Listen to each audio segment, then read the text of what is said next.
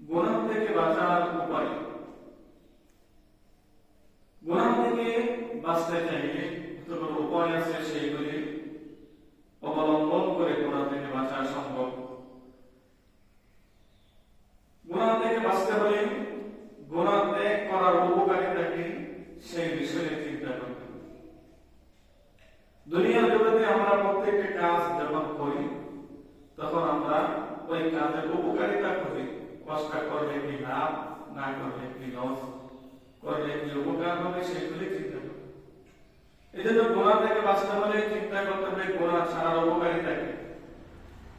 সূরাতুল নাজিয়া, সূরা নাজিয়া 40 এবং 41 নম্বর আয়াতে আল্লাহ তাআলা বলেন, ওয়া আম্মা মান খাফা মাকামা রাব্বিহি ওয়া নাহান নাফসা আনিল হাওয়া ফাইন্নাল জান্নাতা হিয়াল মাওয়া।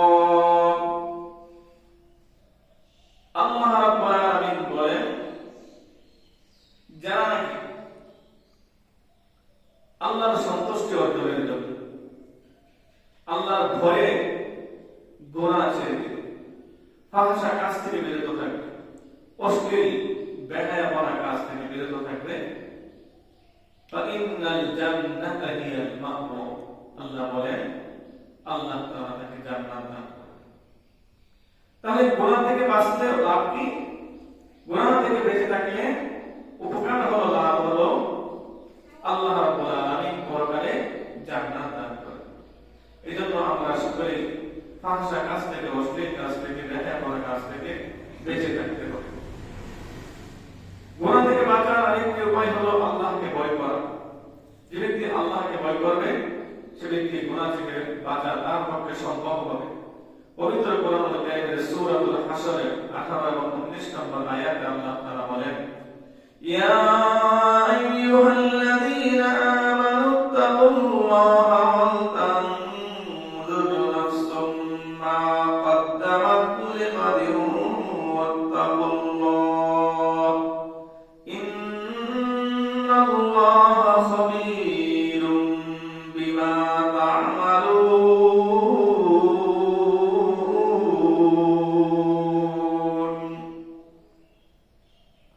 আল্লাহ তাআলা বলেন, হে ঈমানদারগণ, হে বিশ্বাসীগণ, ইত্তাকুল্লাহ, আল্লাহকে ভয় করো, ওয়াল তানজুর নাফসুম মা কদ্দামাত লিগাদিন ওয়াত্তাকুল্লাহ,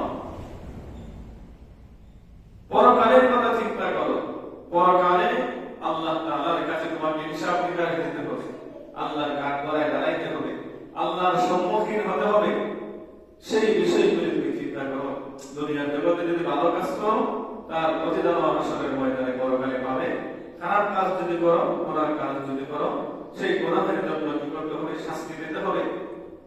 পবিত্র কোরআনুল কারীমের সূরাতুল জিলজালায় আল্লাহ বলেন, ফামান ইয়া'মাল মিসকালা যাররাতিন খায়রান ইয়ারা ওয়া মান ইয়া'মাল মিসকালা যাররাতিন শাররান ইয়ারা।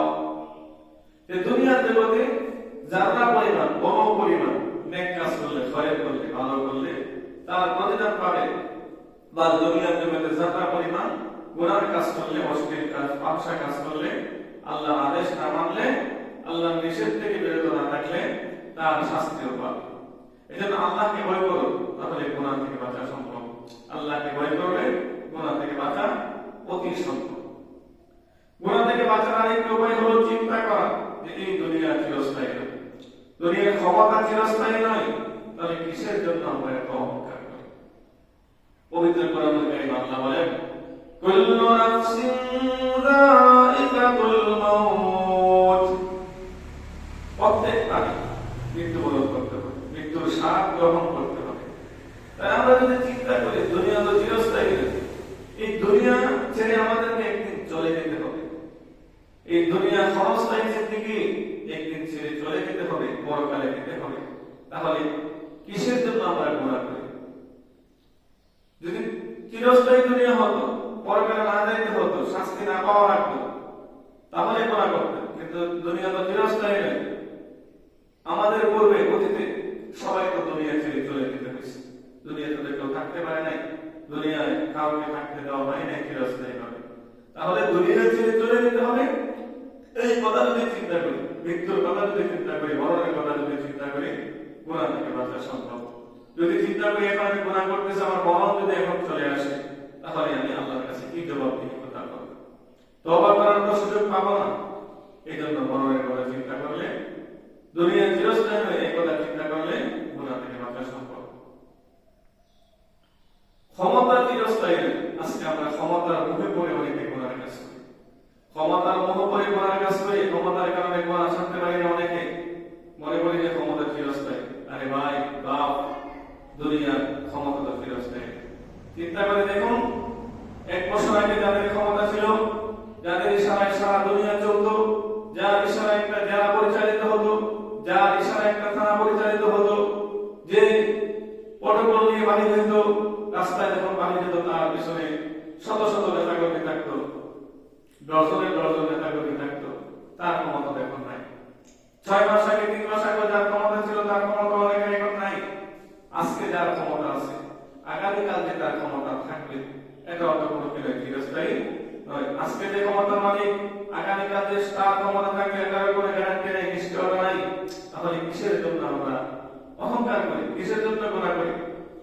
আল্লাহ কোরআনে বলেন, সূরাতুল বাকারা 34 নম্বর আয়াতে বলেন, কুল ইন্নাহুম্মা মালিকাল মুলকি তু'তিল মুলকা মান তাশাউ ওয়া তু'ইজ্জু মান তাশাউ ওয়া তুযিল্লু মান তাশাউ বিয়াদিকাল খায়র ইন্নাকা আলা কুল্লি শাইইন কাদির।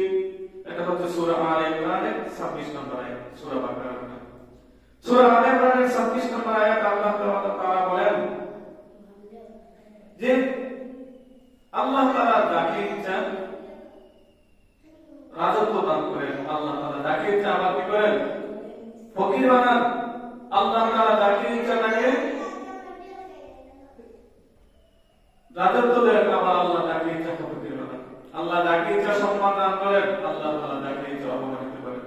দেখেন, যার সম্মান ছিল আকাশচুম্বী অনেকে, কিন্তু আজকে তার সম্মান নাই, সে অপমানিত হচ্ছে, লাঞ্ছিত হচ্ছে, অনেকের গলায় জুতার মালাও পরানো হচ্ছে।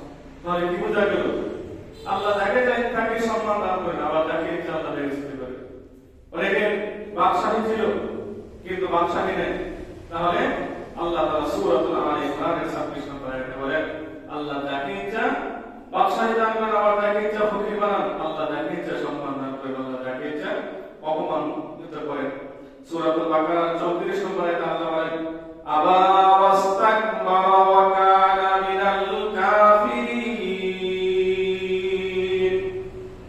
অহংকার করা যাবে না, অহংকার পতনের মূল।